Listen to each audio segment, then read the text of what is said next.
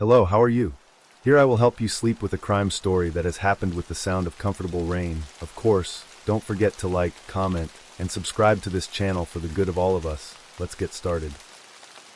Story 1. An entire family, 2 parents, 3 children, all presumed dead. We were devastated. It was just a heartbreak, no matter how you look at it. This house on fire would become a war zone etched into modern history, all sparked by a 911 call over a family dispute. What began as a domestic disturbance quickly turned into one of the most gruesome massacres and deadliest police shootouts law enforcement had ever witnessed. A heartbreaking story for Delaware County community. Tonight, we're hearing from just some of the people whose lives have been touched by the loss of the Lou family.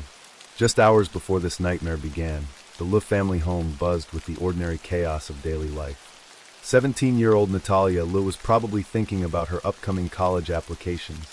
She excelled in academics, arts, and sports, the kind of teenager who made her parents beam with pride.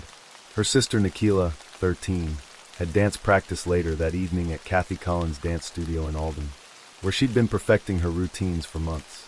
10-year-old Xavier, the baby of the family, was likely playing video games or pestering his sisters with the boundless energy only a 4th grader possesses. The McLaughlin Lou family looked like any other American success story. Their mother, Brittany McLaughlin Lou, had been married to Shuang Lou for 17 years. Shuang was the kind of guy who never missed an Eagles game, the type of father who worked hard to give his kids opportunities he never had growing up. The family lived in the 3-story home on Lewis Avenue with Shuang's elderly parents, Hong and Chin Lou, Vietnamese refugees who had fled their homeland after 1975, carrying nothing but hope for a better future in America. But there was another family member in that house on February 7, 2024. Ken Van Loo, Shuang's 43-year-old brother, had been staying with them since his recent divorce. Unemployment had left him adrift, and family tensions were building like pressure in a steam kettle. What could drive a man to destroy everything he claimed to love? The first crack in this family's foundation appeared sometime before 3:47 p.m. that Wednesday afternoon. An argument erupted between Ken and his 13-year-old niece, Michaela. Nobody who survived knows exactly what sparked this confrontation. Was it something she said? Something she did?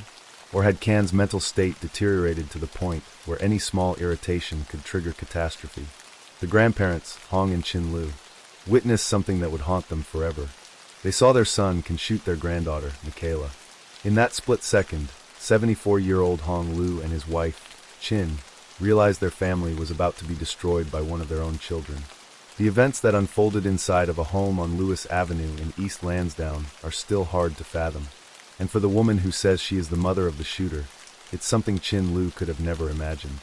Lou, who did not want to appear on camera, says one of her sons shot 5 other people in her family, and then himself. Asked her doctor to interpret for her, he details what she says went on inside the home before she and her husband escaped. Did she tell you how they got out? No, we don't know. Suddenly it happened so fast, okay? Nobody know what happening. Suddenly he upset, and he used a gun. Chin Lou says her son, Kin Lou, had an argument with his young nephew, and then started shooting. Lou says her son shot the boy, 2 other children, and his brother and sister-in-law before he killed himself. I'm very sad, okay? That's why I tried to help her. These elderly refugees, who had already lost everything once in their lives, were now losing everything again.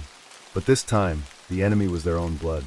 They ran from the house they'd called home, frantically dialing 911 as gunshots continued to ring out behind them.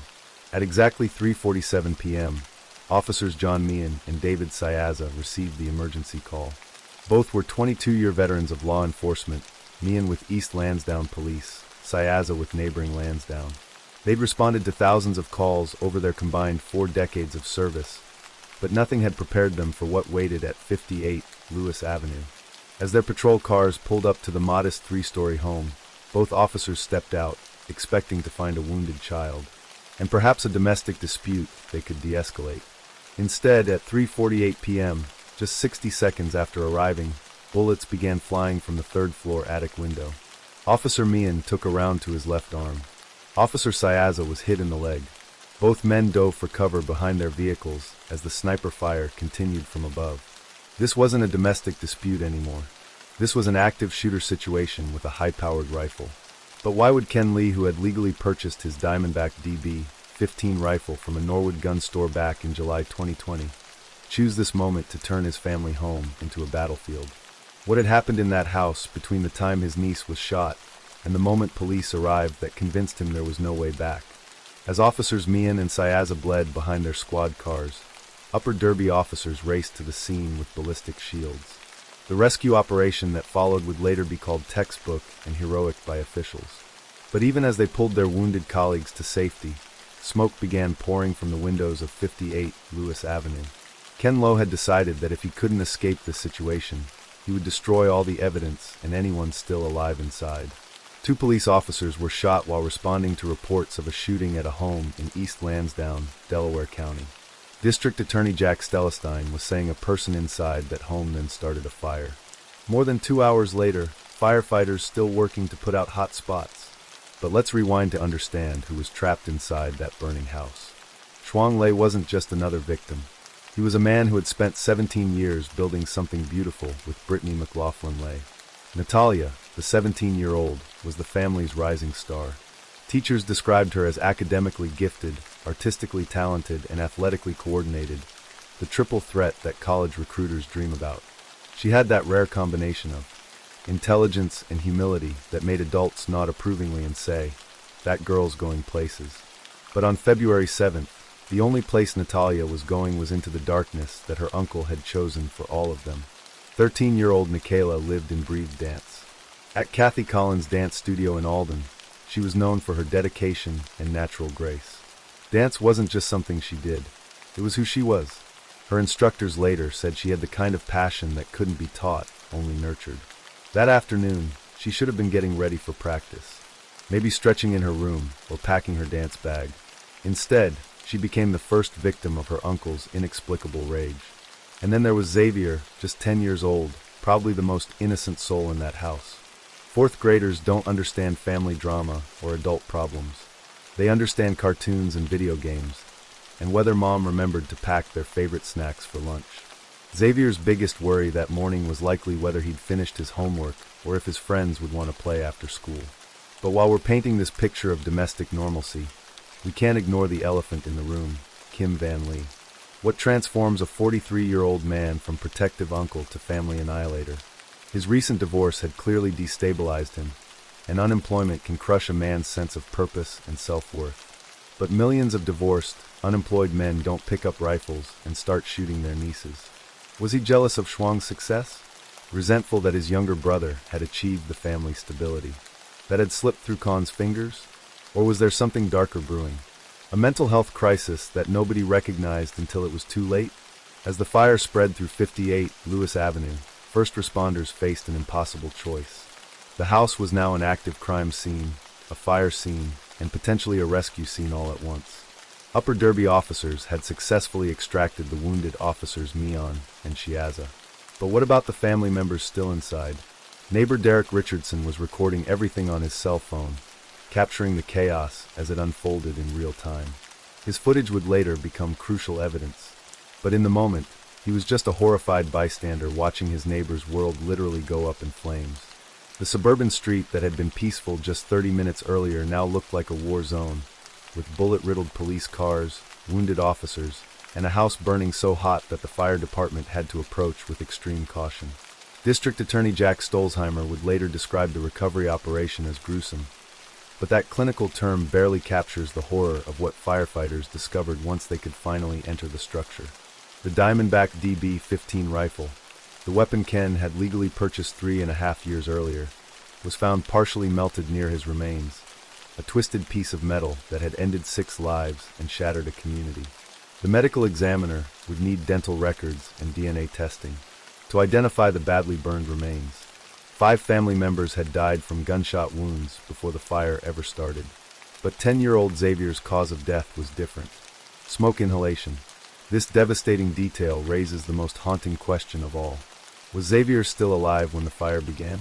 Did this little boy, hiding somewhere in that house while his uncle systematically executed his family members, survive the initial shooting only to die in the flames? Or did Khan's final act of arson serve as both evidence destruction and a mercy killing for a nephew who might have lived to tell the story? By 3 p.m. on February 8th, only 3 bodies had been recovered. Officers Mian and Sayaza were finally released from their respective hospitals.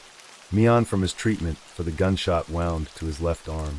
Sayaza from Penn Presbyterian Hospital, where doctors had worked to repair the damage to his leg. Both men were alive, but they carried invisible wounds that would take much longer to heal. Meanwhile, the community was grappling with a tragedy that seemed impossible to comprehend. East Lansdowne is the kind of place where neighbors know each other's children by name, where kids still ride bikes until the street lights come on, where families feel safe enough to leave their doors unlocked. This wasn't supposed to happen here. It was an unimaginable loss that no one can fathom, expect, or prepare for. But we can see how much they were loved by the community. Dr. Konki, the family's doctor, found himself serving as an interpreter for Chin Lu, the grandmother who had witnessed her son shoot her granddaughter. Imagine being 70-something years old, having already survived the trauma of fleeing Vietnam as a refugee, only to watch your American dream literally go up in smoke at the hands of your own child. The Lu grandparents' story adds another layer of heartbreak to this tragedy. Hong and Chin Lu had arrived in America in 1981, part of the wave of Vietnamese refugees. Rebuilt their lives after the fall of Saigon. They'd worked hard, raised their children, and finally achieved the stability that every immigrant family dreams about. Their home on Lewis Avenue represented decades of sacrifice and determination. But on February 7, 2024, they became refugees again, this time from their own son's violence. February 9th brought the discovery of the remaining 3 bodies, finally completing the grim tally. All 6 victims were now accounted for. The investigation could begin in earnest. The home at 58 Lewis Avenue was so structurally compromised that crews had to demolish it entirely on February 9th and 10th, erasing the physical evidence of what had once been a happy family sanctuary. The community's response was immediate and overwhelming. On February 10th, hundreds of people gathered at Yeeden Community Park for a vigil that included a balloon release. 6 balloons floating into the gray February sky, each one representing a life cut short. The crowd was a mix of family friends, dance studio parents, school staff, and neighbors who had never even met the Le family, but felt compelled to bear witness to their tragedy. Kathy Collins' dance studio, where Nikila had spent countless hours perfecting her craft, dedicated their entire competition season to her memory. Her fellow dancers performed with heavy hearts, knowing that one of their own would never take the stage again. The studio's owner later said that Nikila's passion for dance had been infectious. She made everyone around her want to work harder and dream bigger. But while the community mourned, investigators were working around the clock to piece together what had happened inside that house. The partially melted Diamondback DB-15 rifle, found near Can remains, told part of the story, but many crucial details remained buried in ash and speculation. The timeline was becoming clearer. Sometime before 3:47 p.m., Ken argued with 13-year-old Nikela. The grandparents witnessed him shoot her, then fled to call 911. But what happened during those crucial 15 to 20 minutes between the initial shooting and when officers arrived? How many family members were already dead? Who tried to run? Who tried to hide? Investigators found evidence that the shooting had occurred on multiple floors of the house. Ken moved through the home methodically, hunting down family members who were likely trying to escape or hide. The fact that he fired at police officers from the third-floor attic window suggests he had positioned himself strategically, turning the family home into a fortress. But perhaps the most disturbing aspect of the investigation was what wasn't found.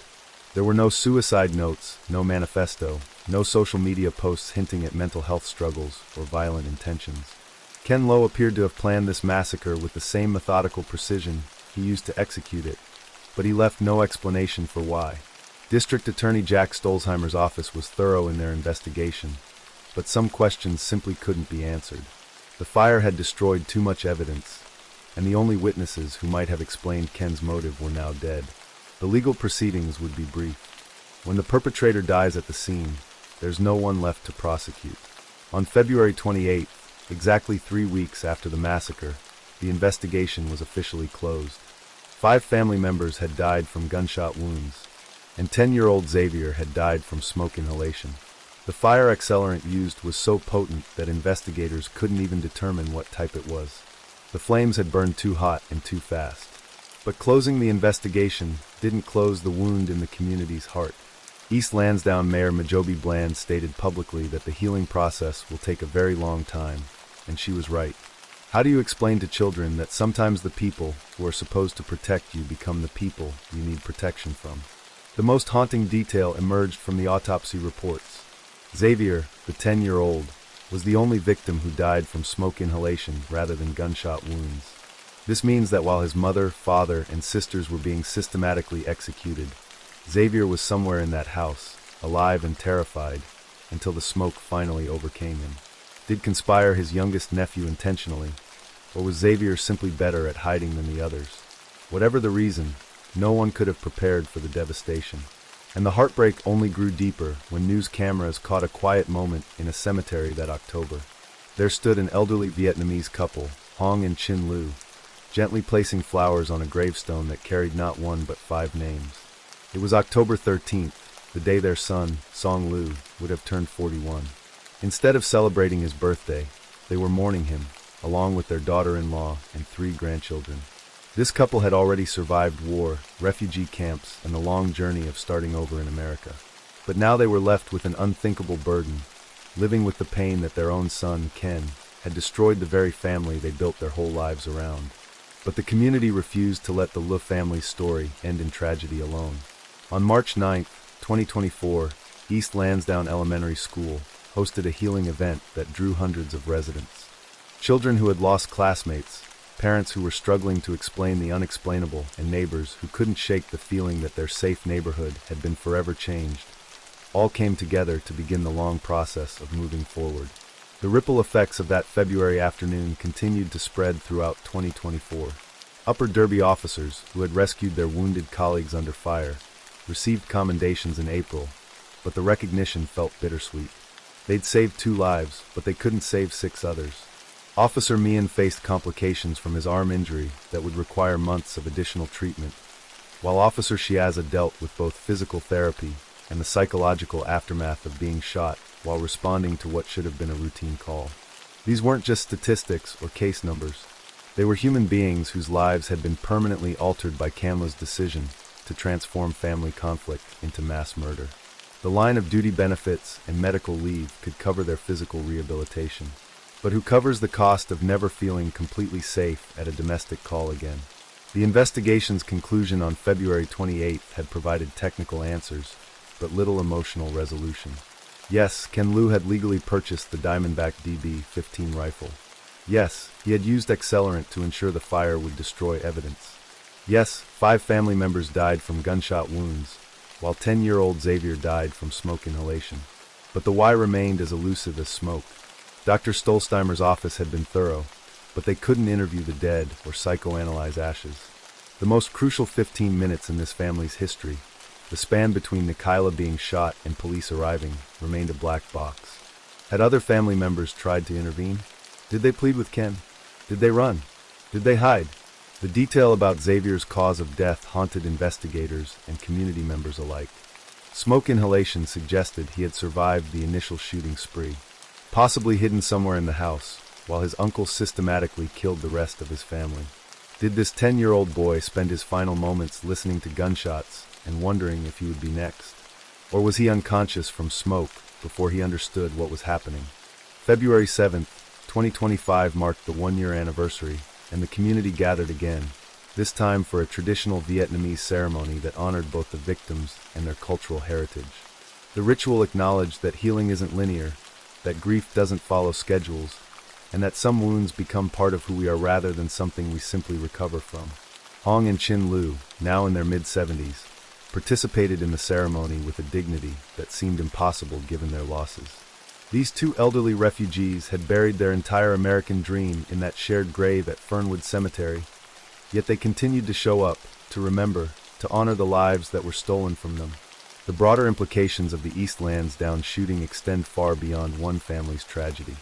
Family annihilators, individuals who kill multiple family members before taking their own lives, represent a particular type of domestic violence that often catches everyone by surprise. Unlike intimate partner violence, which typically escalates over time with warning signs, family annihilation can appear to emerge from nowhere, committed by individuals with no history of serious violence. Ken Lee's case challenges our assumptions about family safety and mental health red flags. He wasn't known to be violent. He hadn't threatened anyone. He hadn't exhibited obvious signs of psychosis or severe depression. Yet on February 7, 2024, he became the architect of his family's destruction, turning a suburban home into a killing ground with the methodical precision of someone who had planned exactly what he was going to do. The devastating events in East Lansdowne tragically illustrate a horrifying pattern we've seen before. When domestic disputes escalate to unthinkable violence, entire families can be wiped out in moments. These cases of family annihilation leave communities grappling with the same haunting question. How could someone destroy the very people they were supposed to protect? This disturbing phenomenon isn't isolated to Pennsylvania. 12 years earlier, in Washington state, Josh Powell's obsession and rage culminated in an act so calculated and brutal that it ended with his house consumed in flames and his children's bodies trapped inside. I've never hurt my wife. I've never hurt her. This man would go on to do things so horrific, most people can't even begin to imagine. But here's what he won't tell you. Josh Powell wasn't just a bitter husband. He was a monster. She has a very low self-esteem because of severe emotional abuse as a child, and I've had to try to help her get through that. What happened to Susan Powell is still a mystery to this day. In December 2009, she vanished without a trace from her home in West Valley City, Utah.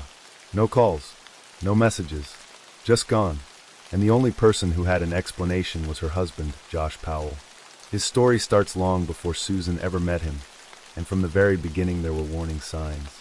Josh was born on January 20th, 1976 in Puyallup, Washington, to Stephen and Terica Powell. He had 4 siblings, Michael, John, Jennifer, and Alina. But life in the Powell household was anything but normal. His father, Stephen, was controlling and inappropriate, creating a toxic environment for his children.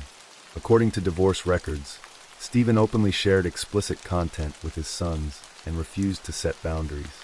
Josh grew up in a home where nothing felt off limits. Even adult content would play in front of the kids, and it showed in his behavior. As a teenager, he once killed his sister's pet gerbils out of anger. Another time, he held a knife to his mother's throat during an argument. And when things didn't go his way, he threatened to kill himself. In the year 2000, Josh met Susan Cox at a church dinner. She was kind, hardworking, and full of life. Within a year, they were married. But Susan had no idea what she was walking into. For a while, they lived with Josh's father, Stephen, in Washington. And that's when things got deeply disturbing. Stephen became obsessed with Susan. He followed her around with a camcorder, used a small mirror to spy on her while she used the bathroom, stole underwear from her laundry, read her journals, and posted love songs online under a pseudonym. One day, he finally confessed his feelings to Susan. The entire conversation, including the rejection in Susan's horrified voice, was accidentally recorded on his own camcorder. That was the final straw. Josh and Susan packed up and moved to Utah, hoping to put Stephen behind them. For a while, things seemed to settle down. Josh and Susan had 2 sons, Charlie and Braden. They moved to West Valley City, Utah, hoping for a fresh start. But behind the scenes, Susan's life was becoming more and more suffocating. Susan's friends could see how miserable she was. She told them Josh barely showed her any affection. It was like he was keeping her at arm's length, shutting her out completely. By the summer of 2008, things had hit rock bottom. Josh and Susan were constantly arguing, sometimes in front of their kids.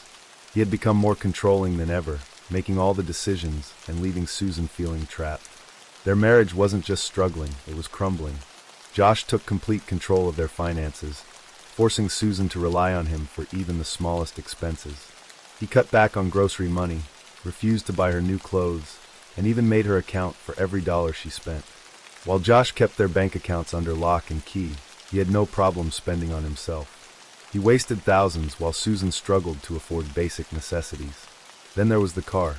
They had 2 vehicles, but Josh insisted that the family car was his to use.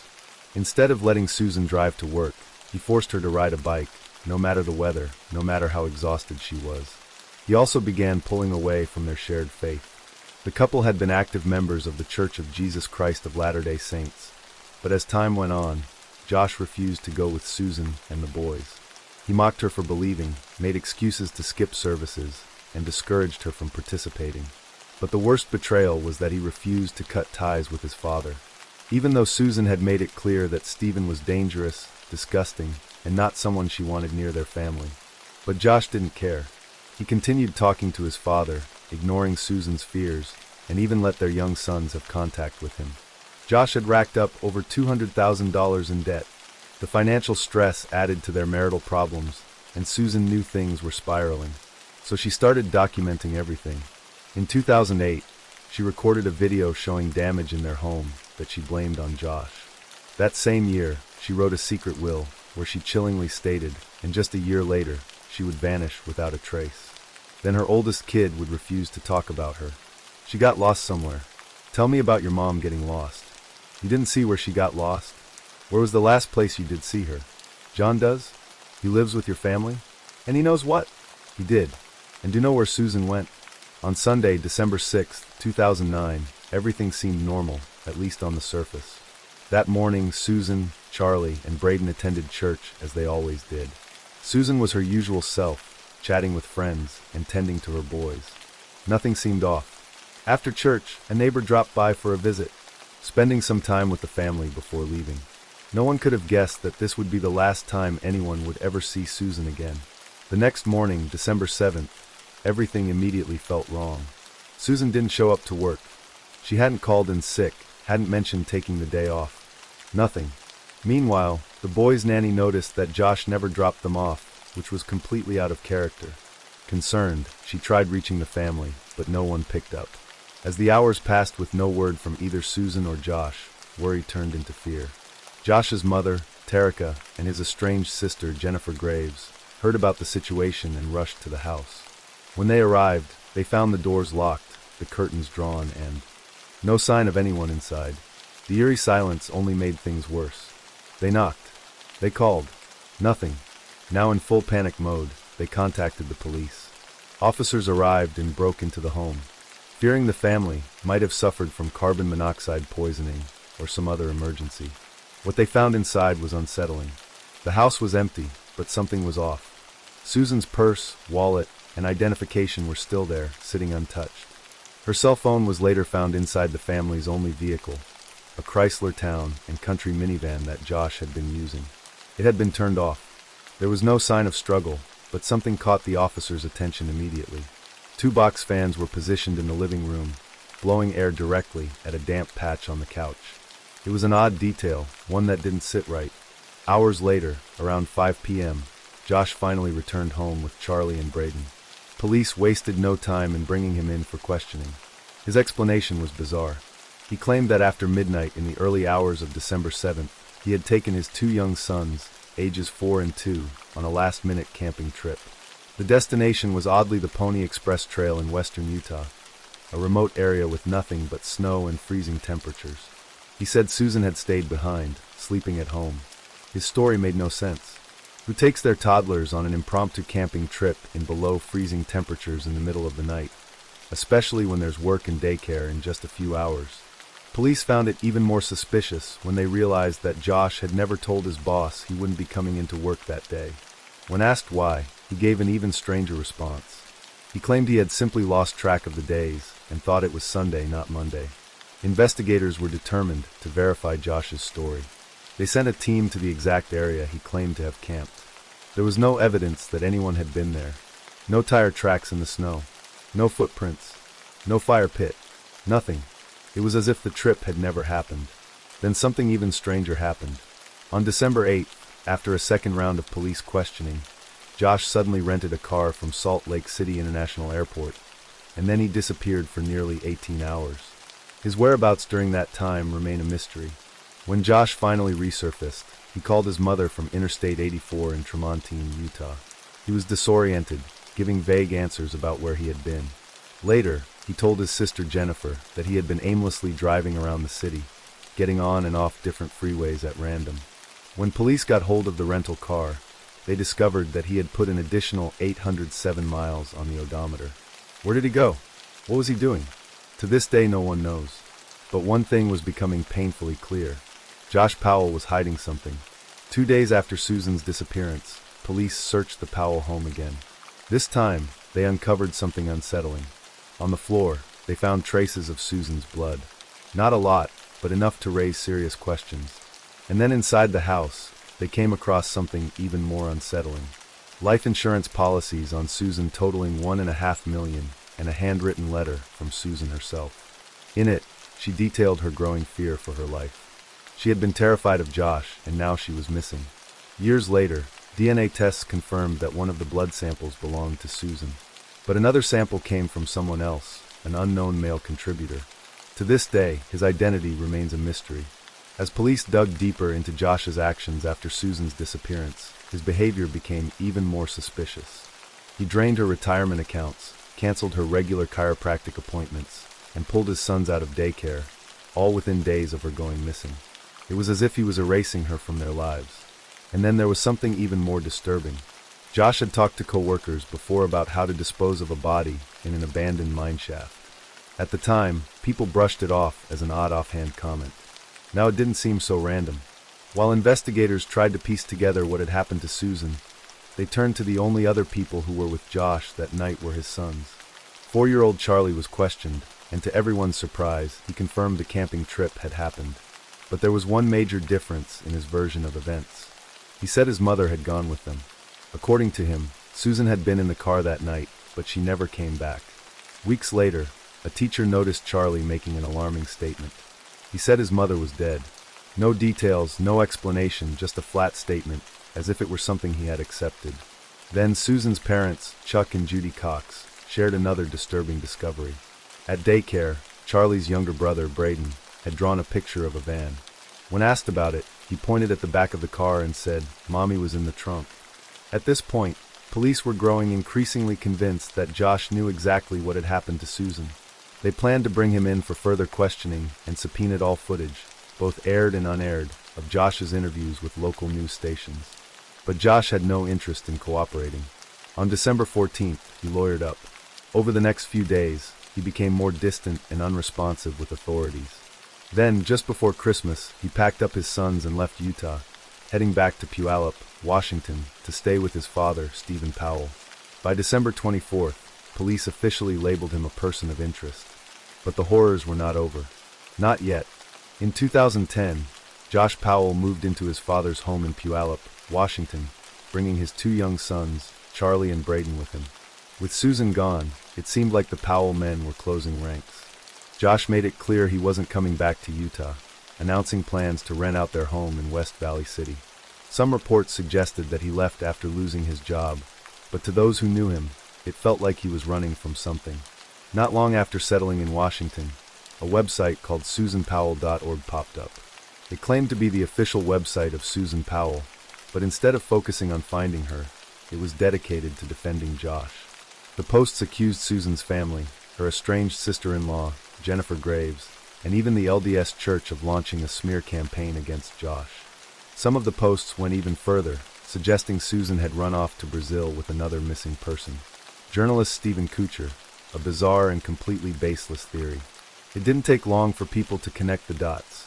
Josh and his father, Stephen Powell, were almost certainly the ones behind the site. Then by late 2010, the Powells made an even more shocking claim. Susan had been mentally ill and had abandoned her family. It was a last-ditch effort to rewrite the narrative, but Susan's parents immediately shut it down. There was absolutely no evidence that Susan had left voluntarily, let alone that she was unstable. While Josh was doing everything he could to paint himself as the victim, police turned their attention to his father, Stephen Powell. A family friend had come forward, revealing that Stephen had been obsessed with Susan for years. When investigators seized Stephen's computers, they found 4,500 images of Susan, many of them taken without her knowledge. These weren't just regular pictures. They were disturbingly invasive close-ups of her body. At the same time, police started looking into Josh's brother, Michael Powell, after he did something suspicious. Shortly after Susan vanished, Michael had gotten rid of his broken-down Ford Taurus, selling it to a wrecking yard in Oregon. If that wasn't strange enough, he later ordered satellite images of the lot, as if he wanted to keep tabs on the car. When investigators tracked it down, they brought in cadaver dogs, and sure enough, the dogs indicated human remains had once been in the trunk. Unfortunately, DNA tests were inconclusive, leaving yet another unanswered question in the case. In September 2011, police thought they had finally found a break. While searching Topaz Mountain in Utah, an area Josh had visited often, they discovered what appeared to be a grave site. The ground had been recently disturbed and showed signs of shoveling. For days, investigators sifted through the soil, but in the end, they found no remains. To this day, it's unknown what, if anything, was buried there. Meanwhile, tensions between the Powell and Cox families were reaching a boiling point. After police raided Stephen Powell's home, both he and Josh went to the media, trying to spin the story in their favor. Stephen claimed that he and Susan had been falling in love before she disappeared, using old journal entries from when she was a teenager as proof that she had always been unstable. A judge wasn't buying it. Stephen and Josh were legally banned from publishing any of Susan's personal writings, and they were ordered to return or destroy any journals they had already released. Then everything blew up. On September 22nd, police arrested Stephen Powell on voyeurism and child pornography charges. Inside his home, investigators found secretly recorded videos of young girls, adult women, and most disturbingly, Susan herself. It was clear Stephen was dangerous, but the authorities believed Josh might not be innocent either. Washington's Assistant Attorney General John Long announced that Josh was now a subject in the investigation. The day after Stephen's arrest, Chuck Cox filed for custody of Charlie and Braden. At first, the court only granted him temporary custody, ruling that Josh could get them back if he moved out of Stephen's home. Josh rented a house in South Hill, Washington, making it look like he was complying, but authorities later alleged that he never actually moved in. By this point, Josh's own sister, Jennifer Graves, publicly stated that she believed he was responsible for Susan's disappearance. With the custody battle intensifying, Josh was court-ordered to undergo psychological evaluations. A forensic psychologist, James Manley, examined him and found a troubling pattern. Josh refused to acknowledge any normal human weaknesses or faults, and he exhibited highly controlling behavior with his sons. He was also deeply paranoid, constantly blaming the police and media for his problems. Despite these findings, there was no direct evidence of abuse, so Manley allowed Josh supervised visits with the boys. Then, in January 2012, everything changed. While reviewing computers seized from Josh's home, police found about 400 disturbing images of simulated child pornography, bestiality, and incest. The images had been cached from a previous owner, but Josh had viewed them. Though they weren't illegal, the psychologist handling his case was deeply concerned. Josh was ordered to undergo a full psychosexual evaluation and a polygraph test. With the walls closing in, Josh Powell was getting desperate, and soon he would commit one of the most horrific acts imaginable. On February 5, 2012, social worker Elizabeth Griffin Hall pulled up to Josh Powell's house in South Hill, Washington, for what was supposed to be a routine supervised visit between him and his two little boys, Charlie and Braden. The court had ordered these visits to be monitored for the children's safety, so Hall was there to make sure everything went smoothly. But the moment she arrived, something fell off. As soon as the boys got to the front door, Josh yanked them inside and slammed it shut right in Hall's face. She barely had time to react before she heard the deadbolt click. She pounded on the door, shouting for him to open it, but he didn't answer.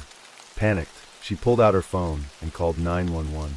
Her voice shook as she told the dispatcher what had just happened, that she was supposed to be supervising the visit, that Josh had locked her out, and that she feared for the boys. She begged them to send help fast, and then a deafening explosion ripped through the house, the force of it knocking Hall back. Within seconds, flames erupted, swallowing the home in thick black smoke. The heat was intense, searing the air around her as she stood frozen in horror. Neighbors came running, some screaming, some already on the phone with emergency services. But it was too late. The fire spread too fast. There was no way anyone inside could make it out alive. Investigators later confirmed what they had suspected all along. Josh had planned this. It wasn't some accident, not some tragic gas leak. He had soaked the house in gasoline, lighting it up like a death trap. The official cause of death for Charlie and Braden was carbon monoxide poisoning. But the truth was even more gruesome. Josh had attacked them with a hatchet before the fire even started.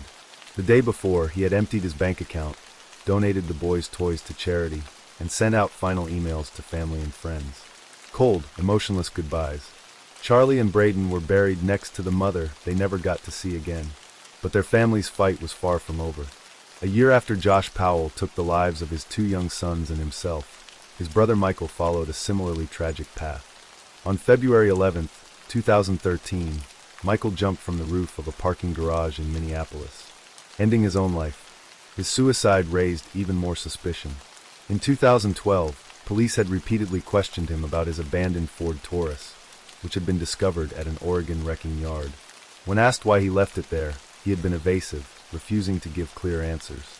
Investigators later revealed that they believed both Josh and Michael had been involved in Susan's murder. Despite years of searching, Susan's case remained open, but with little hope of resolution. By May 21, in 2013, West Valley City Police officially closed the active investigation into her disappearance. That same year, James Manley, the psychologist who had evaluated Josh for the state of Washington, admitted he had always suspected Josh had something to do with Susan's disappearance. However, those suspicions had never made it into his official report. His job was simply to assess Josh's parenting, not to investigate a crime.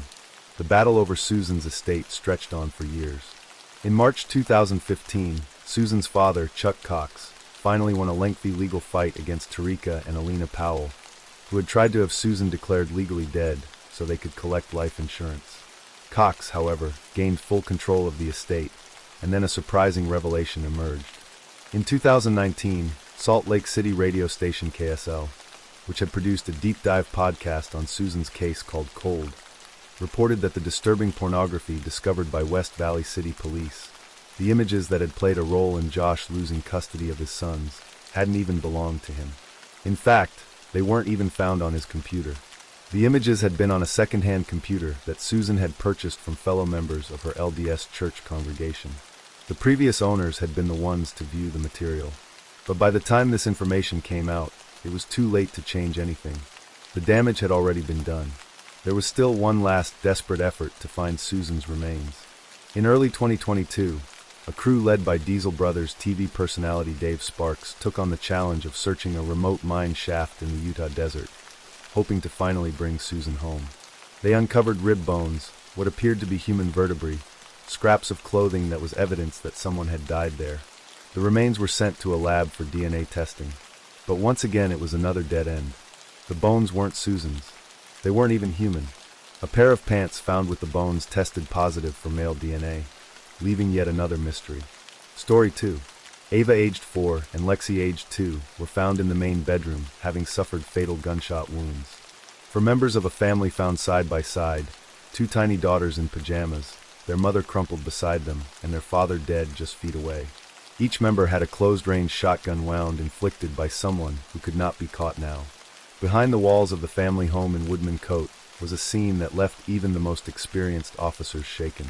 In the main bedroom, the toddlers, Ava and Lexi, were found lying in their parents' bed. Ava was 4, Lexi was just 2.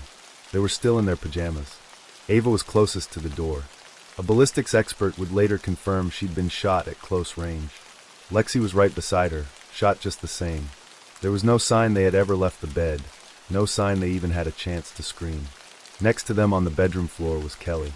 Investigators believe she was first shot on the landing, then somehow made it into the bedroom, wounded, maybe crawling. Maybe trying to reach her daughters before being shot again, this time fatally. The family dog had been shot too. Outside the room, the father, Robert Needham's body, was found on the landing. It was a scene of total devastation. Officers who walked into that house didn't forget what they saw. Some of them spent days inside working the scene. What they witnessed wasn't just tragic, it was brutal, calculated, and deeply disturbing. There was no note, no warning, just a family wiped out in one night. Was this another case of a familicide? The family's loved ones were looking for answers. In the quiet village of Woodman Coat, tucked away in the countryside of West Sussex, a family was building a life many would envy. Their days were filled with toddler giggles, warmth, and plans for a bright future. Kelly Fitzgibbons, turning 40 years old, had just started writing a bucket list. She wanted to take her daughters, Ava and Lexi, to Disneyland. She dreamed of a luxurious trip on the Orient Express. But she also longed for simpler joys, joining a baking class, watching a movie at a drive-in, donating blood 25 times to earn a silver donor card. That last one spoke volumes. Kelly was the kind of person who'd stop to check on a neighbor, drop off a home-cooked meal, or text you just to say she was proud of you. She had a heart that made people feel safe, seen, and loved. Kelly decided to share her life with Robert Needham, a 42-year-old self-employed builder. Together, they built a loving family. They were the kind of parents who documented milestones with wide smiles and made space in their busy lives for bedtime stories and birthday cakes. Before the tragedy, Robert and Kelly's was a story that started like many others, quietly, without fanfare, but with all the hope in the world. Kelly had grown a little tired of her usual routine. The nights out, the pub weekends, they weren't fulfilling anymore. She craved something steadier, someone to go on long walks with, to curl up on the couch and watch movies with. She wasn't looking for fireworks, just a hand to hold. Then came Rob. Kelly was around 26 when they met, and he filled that space in her life effortlessly. Rob was different, shy, quiet, maybe even a little awkward in a crowd, but with Kelly he lit up. He looked at her like she was the only person in the room. He didn't snap, didn't raise his voice. He adored her in a way that was soft and steady, and she adored him right back. Rob wasn't flashy. He was a builder by trade. Hands always busy, mind always focused, but he was dependable. He didn't say a lot, but he showed up in the little ways that matter most. Kelly's family noticed the shift in her almost immediately. She relaxed around Rob, trusted him. Within a year, they were living together. Her texts were often full of pride, showing off photos of his work around the house. "Look what Rob did to the hallway," she'd write. "Wait till you see the bedroom." To those who knew him, Rob was the classic traditional man. He liked his beer, enjoyed fishing, worked hard, and kept to himself. Not a social butterfly by any means, but kind, loyal, and seemingly devoted to his growing family. By 2015, life was beginning to take shape for Kelly and Rob. That August, they welcomed their first daughter, Ava, a bright, bubbly child who lit up their world. Ava was. 2 years later, their second daughter, Lexi, was born, and the couple's family felt complete. Shortly after Lexi's birth in 2017, they made a big move. Rob's father had passed away, and the couple decided to relocate to Woodman Cote, a quiet village in West Sussex, to live with Rob's mother Maureen. The plan was practical. Support Maureen in her grief, help her adjust, and stay close in case she needed anything. The house they moved into was a large, detached property owned by Maureen. Rob, ever the builder, took on the challenge of renovating it himself. While the work was ongoing, Kelly and Rob settled into a converted section of the house. A self-contained unit with 2 bedrooms upstairs and a kitchen and dining space below. It was cozy, functional, and filled with the joyful chaos of raising 2 young children. Kelly did what she always did, gave her all. She helped Maureen with errands, ran the household, and devoted herself to her girls. While Kelly was out there making life easier for everyone, Robert was rarely in the picture. Last time he was seen alive with his family was before the day of the murders. Just 2 days before, on Friday, March 27th, Kelly posted a picture to Facebook, a sunny afternoon walk through the fields near their home. Rob led the way with the family dog Billy, while Ava and Lexi followed close behind. The caption was lighthearted, a simple nod to the family's daily routine during the first days of the lockdown. Everything about the photo suggested normalcy. The next day, she shared another update, this time in a group chat with friends. Rob had just finished building a climbing frame in the garden for the girls, and Kelly snapped a photo, joking that it would keep them busy for a while. It was the kind of small, everyday moment that said nothing was wrong. That same Saturday, she video called her twin sister Emma. The conversation was typical, casual, and filled with the kind of back and forth that only twins can share. They talked about lockdown life, about how strange it felt not being able to go out. Kelly was her usual self, chatty, upbeat, holding it together despite the uncertainty outside. At one point, Ava proudly showed off her marble collection, and Lexi was darting around in the background, full of energy. Later that evening, Kelly and Rob ordered a Chinese takeaway, a quiet end to a memorable day. But by the next morning, something fell off. Emma hadn't heard back from Kelly after sending a message the night before. At first, it seemed like a delay, maybe a distraction with the kids. But as hours passed and calls went unanswered, the silence grew heavier. Emma started reaching out to others, friends, family, but no one had heard from her. A sense of dread took over. Deep down, Emma knew something was terribly wrong. It wasn't just worry, it was a gut instinct, sharp and unavoidable. She couldn't explain it, but she felt it in her bones. Something horrific had happened. She would never see her sister again. Emma heard herself saying, "I know she's not alive." She lived 140 miles away from her sister. So she asked relatives living closer to check in on Kelly. But it wasn't them who broke the news. It was the police. When officers arrived at the Needham home in Woodman Cut, they were met with a quiet that felt unnatural. Inside, they discovered a scene of horror. Kelly, Ava, Lexi, and Rob, all dead, each killed by a shotgun blast. The official confirmation shattered whatever little hope remained. When Emma called Carrie, Kelly's best friend, to deliver the news, she could barely get the words out. At first, assumed it had to be some kind of tragic accident, a gas leak maybe. But the second call came like a punch to the chest. It wasn't an accident. Carrie couldn't comprehend it. The words made sense, but her brain refused to process them. She broke down completely, trying to hide her reaction from her own daughter. That night she didn't sleep. For days she shook uncontrollably, haunted by the question that now echoed through every corner of the family. All she could think about was a double life led by Robert in front of her eyes. Yet somehow, no one noticed everything that was wrong with this seemingly loving family. It all started with a gun license. Robert applied for his first firearm certificate when little Ava was just a month old. It came out of nowhere. Suddenly, in the middle of new fatherhood, he wanted a shotgun. Kelly thought it was strange, odd timing maybe. But if it made him happy, if it was just a harmless hobby, she wasn't going to stand in his way. Still, something about it didn't sit right. To get that license, Rob had to fill out an application, one that required honesty about medical and criminal history. He had to declare if he'd ever struggled with depression, anxiety, thoughts of harming himself, or substance misuse. Rob answered no to all of it, but that was a lie. He lied about everything. His criminal record, minor but still there. His mental health, buried beneath decades of struggle.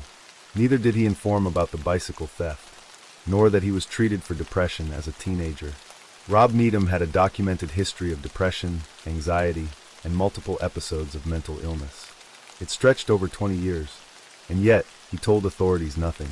Even when a firearms inquiry officer visited Rob in person and mentioned they'd be checking with his GP, Rob didn't come clean. When finally confronted, he claimed Kelly had filled out the application for him. That too was a lie. The handwriting wasn't hers, and the officer didn't dig any deeper. Despite all this, despite the red flags, Rob was granted the license. His doctor, aware of his mental health history, confirmed his past, but believed it wasn't enough to disqualify him. And that was that. No one asked why he had lied, or what he might have been hiding. No one wondered what could happen when a man with a long, troubled history was handed a gun and sent on his way. It would all come to a head on that devastating day in March. Because behind those walls, in that quiet family home, Robert used that very shotgun to kill his daughters, his wife, and even the family dog. And then, he turned the gun on himself. As investigators searched for answers, one truth became increasingly clear. To understand what happened inside that house, they had to look far beyond the crime scene. They needed to examine the quiet cracks that had been forming over the years, subtle signs that, in hindsight, painted a deeply unsettling picture. Ava and Lexi adored their father. To them, he was warm, playful, and fun. But behind closed doors, the reality was far more complicated. Rob struggled with the increasing demands of fatherhood. While Kelly embraced the chaos of raising two small children, Rob seemed overwhelmed by it. He worked long hours and was often away during the week. Even weekends weren't always spent at home. Rob frequently escaped to fishing trips, leaving Kelly to juggle parenting on her own. What she saw as a need for personal space may have been something far darker, a man quietly unraveling. There were signs that Kelly noticed, but didn't fully understand. At one point, she became concerned about a strange skin issue Rob had, something he brushed off as a result of years working as a builder and inhaling toxic materials. It sounded plausible, and Kelly, trusting as always, didn't press further. She believed him. She always did. But the truth was far more dangerous. What Rob never admitted, not to Kelly, not to his other closed ones, was that he had been battling a long-term addiction. The damage wasn't just physical, it was psychological. A doctor would later describe his condition as chronic, a result of years of substance abuse that had taken a quiet, corrosive toll on his body and mind. And somehow, Rob had managed to hide it, not just from acquaintances, but from the person who loved him most. Kelly never doubted him. That was who she was, open-hearted, trusting, and loyal. If Rob said something, she took it at face value. She didn't question his explanations or investigate further, and perhaps that's what made it all the more heartbreaking. Rob had been capable of hiding big truths from her, while she was simply trying to hold the family together. Rob got all the love from his girls, but did he give out any? Especially to Kelly. As the investigation unfolded, A deep dive into the couple's past would reveal subtle signs of a relationship falling apart. The documentary, The Fitzgibbons, A Murder in the Family, gave an unsettling glimpse behind this facade of stability. For all the photos of country walks and family dinners, something was horribly wrong. Though the inquest did not conclude that Kelly was formally a victim of domestic abuse, there were signs, small private moments that pointed to a pattern of fear and tension between the couple. In text messages recovered after the murders, Kelly pleaded with Rob to control his temper. She asked him not to shout, not to slam doors. She admitted she dreaded coming home. Sometimes she told him she would get out of his way, so he wouldn't explode in front of the girls. Just a month before she died, she suggested they take a break. To outsiders, Rob still looked like a devoted father. Even Kelly never contradicted that impression openly. But in reality, he was a man with a long history of weak mental health, recurring thoughts of harming himself, days spent away from the family, and a secret cocaine addiction he never confessed to. Those messages were more than just arguments. They hinted at something building in the background, something Kelly never fully admitted, but which was slowly tightening around her. She never told anyone, not even Emma, whom she spoke to every single day. I spent hours and days and nights thinking, have we missed anything? Emma would later say she had no idea Rob was ever violent or controlling. From what she saw, Kelly's life looked happy settled. But it wasn't. Kelly's silence wasn't unique. Many women in abusive relationships keep their fear hidden. Sometimes they don't see it as abuse at all. In England and Wales alone, around 23 such cases are recorded each year, an average of 2 every month. Behind these statistics lies a grim pattern. The perpetrators are overwhelmingly men, while the victims are most often women and children. Between April 2010 and March 2011, there were 46 recorded cases of ending one's life after committing homicide across England and Wales. By contrast, between April 2018 and March 2019, that number dropped to 18. But for those who study the harrowing realities of domestic abuse, even the lowest figures ring hollow. Criminologist Jane Monkton Smith, a leading voice in the field, insists these numbers don't tell the full story. Whatever official figure exists, I can promise you that's an underestimation, she says. The real scale of this horror often goes unseen, especially when it's buried behind closed doors or masked by narratives of mental breakdowns and family tragedies. In Europe, the annual rate of such cases ranges from 0.05 per 100,000 people in England, Wales, and the Netherlands to a staggering 0.2 in Finland, 4 times higher. In the US, the rate soars even further, reaching up to 0.38 per 100,000 in some states. Behind every statistic, there's a story like Kelly's.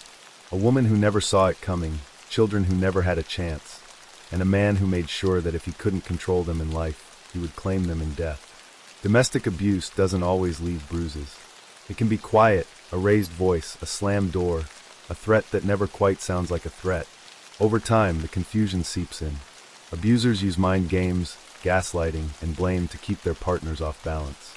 A woman might know she feels miserable, but not be able to explain why. She might even believe it's her fault, that she's too sensitive, too demanding, too much. As long as she feels she is to blame, she's less likely to speak up, less likely to ask for help. And sometimes, that silence ends in tragedy no one saw coming.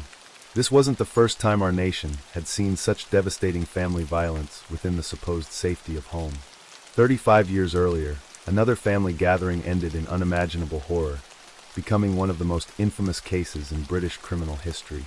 The parallels are chilling: multiple relatives dead, a domestic setting, and questions that haunted investigators for years. Now we revisit the 1985 White House farm murders and Jeremy Bamber. They say that blood is thicker than water, but when it comes to murder, family ties can easily become as twisted as the crime itself. On August 7th, 39 years ago, an entire family was found brutally murdered in their farmhouse. Each member had been shot multiple times, leaving no one behind. Except one.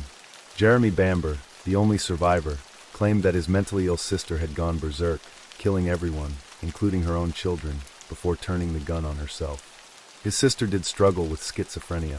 She had been hospitalized before, and once claimed her children were the devil's offspring. She even had suicidal thoughts. But then at the funeral, Jeremy was spotted cracking jokes, grinning to himself, and making comments about finally being in charge. Was this just his way of coping? Was there something darker hiding behind that smile? And was his sister really the killer, or was she just an easy scapegoat? Let's get to the bottom of this and uncover the truth behind the White House Farm murders. The Bamber family was once considered the most picture-perfect family. June and Neville Bamber, the parents, got married in 1949 in a Christian church. Both were deeply religious, with June being especially devout. On the other hand, Neville was known as a strong, manly man, easygoing, down-to-earth, and well-liked in their community. He was highly respected, often seen as the backbone of the village. Additionally, Neville loved a good party, while June was quieter and more reserved, making them the perfect pair. But June's devotion to her faith was intense. She practically lived and breathed religion. After they married, June and Neville longed to have children, but soon discovered they couldn't conceive. So they decided to adopt and welcome two young children, a boy and a girl, into their home. Though not biologically related, these children quickly became part of their loving family. They named their children Sheila and Jeremy. At first, the family lived in a small house, but as the kids grew, they decided they needed more space. So they moved into a larger home that had once belonged to June's father. This new place was quite impressive. Over 300 acres of land and a classic red brick farmhouse with white trim. It was the kind of house that looked straight out of a picture book, and it was known in the area as White House Farm. The Bamber family also owned a business called O.C. Road Campsites. In short, the Bambers were financially well off. They had their farmhouse, a flat in London, and a caravan site. So June and Neville wanted nothing but the best for Sheila and Jeremy as they grew up. They sent Sheila to several private schools to ensure she got the best education possible. After high school, Sheila went on to secretarial school to become a secretary, following the path her parents believed would secure her future. Jeremy also went to private school, but he had a lot of behavioral issues. He had a knack for causing trouble and wasn't exactly the most popular kid. In fact, his family struggled with his wild antics, including some pretty extreme pranks. One of his favorites was to scare his mother, who had a deep fear of rats. Jeremy would hide baby rats in his pocket and force her to reach in, making her touch them. He'd also zoom around her on his bike, circling so fast it made her dizzy. Because of this, his parents hoped that boarding school might straighten him out, but instead, Jeremy faced more challenges. He basically felt isolated, bullied by both students and teachers, and was mocked for being adopted. The bullying was so intense that rumors of possible abuse at the school surfaced. But after enduring these tough times, Jeremy finally graduated and headed to college. And after graduating in 1982, he returned home, where his parents made sure he was well taken care of.